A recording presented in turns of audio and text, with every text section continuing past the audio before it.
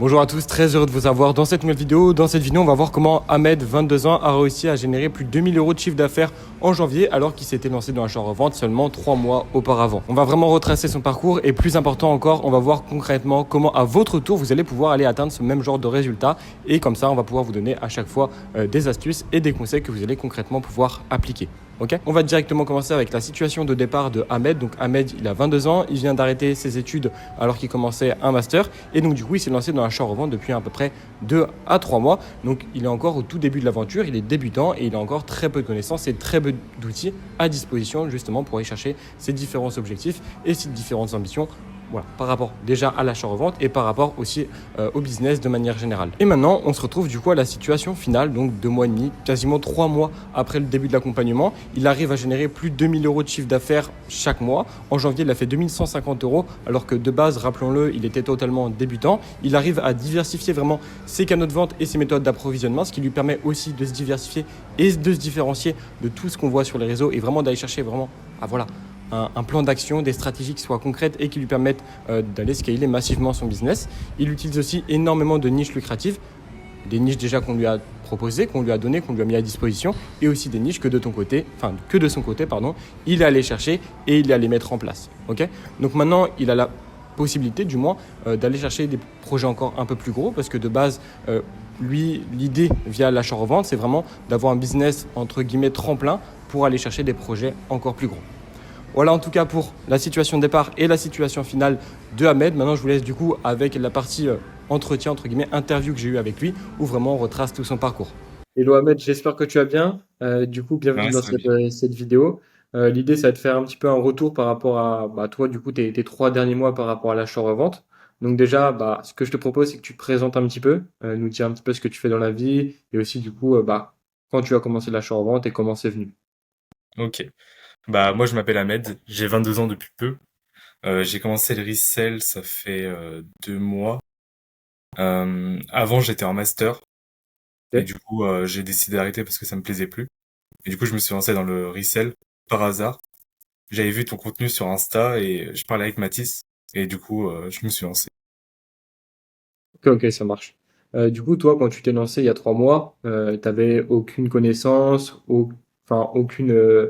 aucun outil que tu utilisais au préalable, c'est ça? Ouais, j'utilisais rien du tout, je connaissais rien du tout. Je m'intéressais même pas du tout à l'achat-revente ni rien. Je me suis lancé par hasard. J'ai vu que j'avais arrêté mon master, je me suis dit j'ai du temps. Et j'ai vu ton contenu, je me suis dit bon, je vous connais à peu près, c'est avec le DUT-GEA. Du coup, je me suis dit bah je vais me lancer, je pense que ça va bien se passer. Ok, ok, ok, ça marche top.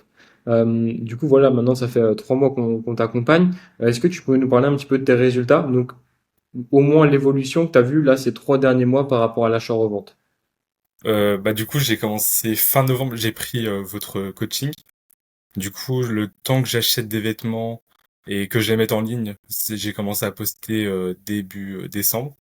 Du coup là, Ok, j'avais vraiment zéro euro de chiffre d'affaires, tout était de ma poche et je me suis lancé avec. J'ai acheté beaucoup pour essayer de faire un maximum de chiffre d'affaires. Et du coup, bah, le premier mois de décembre, du coup du 10 décembre à peu près jusqu'au 31, j'étais à 1300 de chiffre d'affaires pour ok, 750 euros de bénéf. ok. Et du coup, en janvier, j'ai fait 2150 de chiffre d'affaires et 1000 euros de bénéf. Ok, ok, top. Du coup, les premiers 1000 euros de bénéfices après un Ouais, peu plus de 2 mois dans l'achat-revente, quoi. ouais, c'est ça. Ok, top. Est-ce que tu peux nous parler un petit peu, toi, de la stratégie qu'on a mis en place avec toi, comment tu fonctionnes, que ce soit en termes d'approvisionnement, les produits, etc., que tu utilises? Bah, au tout départ, j'étais avec Thomas, du coup, ton associé.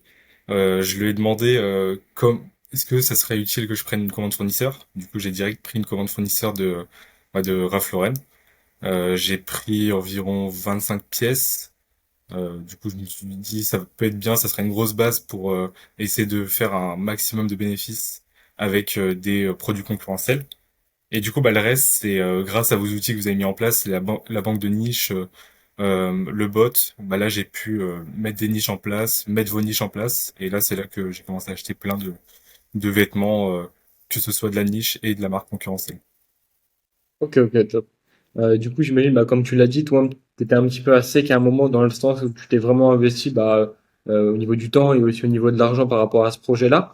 Est-ce que tu as rencontré des difficultés particulières ou des moments un petit peu plus compliqués où tu t'es dit, voilà, c'est un petit peu dur, va falloir que que j'arrive à surmonter cette épreuve-là? Euh, c'est surtout avec les marques concurrentielles, c'est comprendre à quel prix tu dois poster.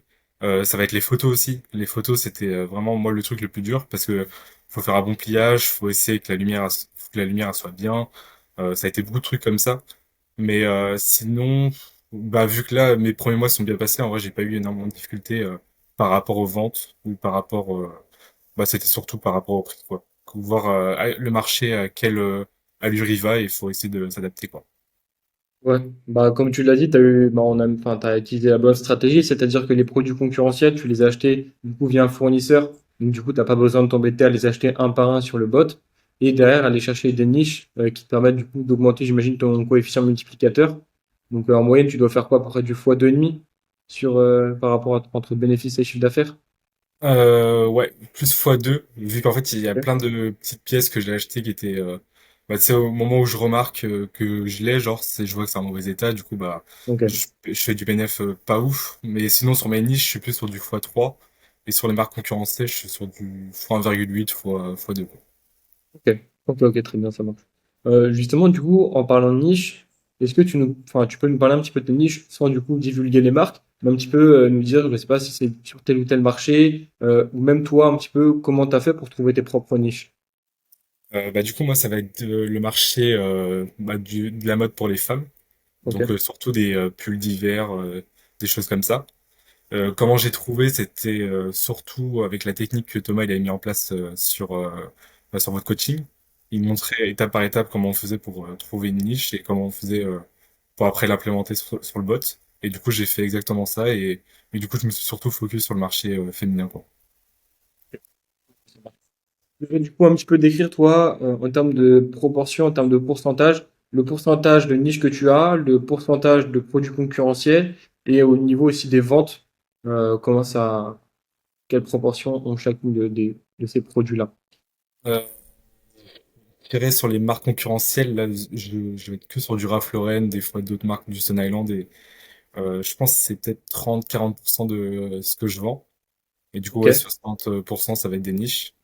Mais ok. ce que je veux plus vendre, ça va être surtout des niches. Parce que les marques concurrentielles, ça prend beaucoup de temps en cette période-là. Et mes niches, bah, vu que c'est dans le marché actuel, et ça marche dans le moment T, donc bah, là, c'est ce que je vends le plus.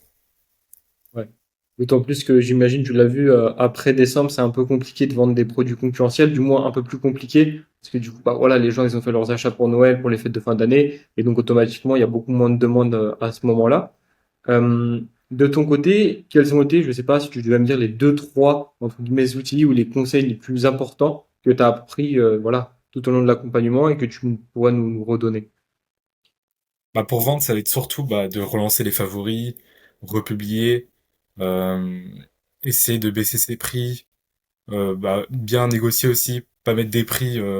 Enfin, si tu mets 50 euros de prix de vente, bah, pas espérer le vendre à 48. Faut laisser une bonne marge de négociation. Donc ça a été des conseils qui m'ont été très utiles bah, pour bien vendre et du coup, bah là, c'est comme ça que j'arrive à liquider beaucoup de stocks actuellement. Euh, Du coup, de ton côté, quels seraient un petit peu toi tes objectifs à l'avenir? Donc voilà, là ça fait maintenant 2 mois et demi, quasiment 3 mois que tu t'es lancé dans l'achat-revente. Est-ce que tu as des projets, ou du moins sans vouloir trop nous en dire, mais quels sont un peu, enfin, comment tu te vois à l'avenir avec l'achat-revente? Bah là, déjà, pour ce mois-ci, j'espère atteindre les 3000 euros de chiffre d'affaires. Donc c'est un peu l'objectif du mois. Moi, souvent, je me fixe des objectifs mensuels. J'essaie de voir au jour le jour comment ça se passe. Mais sinon, sur le long terme, moi, j'aimerais que bah, du coup, l'achat-revente, ça soit plus des revenus accessoires pour lancer une autre activité à côté. Parce que aussi à côté, je fais pas que du resell, je suis comptable multi-employeur et je suis auto-entrepreneur dans divers domaines. Donc j'essaie de bien répartir mon temps sur le resell, sur le comptable en étant comptable et donc j'essaie de voir comment je peux au mieux gérer. Et donc j'aimerais qu'à l'avenir, bah, du coup, le resell, ça soit plus, ça me prenne le moins de temps possible et qu'après je lance d'autres activités. Ok, ok, ça marche.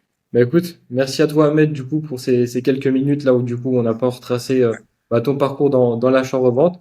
Si tu as un mot de la fin ou autre, n'hésite pas à le dire. Bah les gars, lancez-vous, hein. Moi, vous avez vu, j'ai commencé de zéro. Donc si vous êtes un peu anxieux à l'idée de vous lancer et que vous connaissez pas du tout le resell, moi je connaissais rien en vêtements, hein. Je mettais que du H&M, du Uniqlo. Voilà, c'était pas des trucs très durs. Enfin, je connaissais rien quoi. Donc si vous vous lancez, lancez-vous.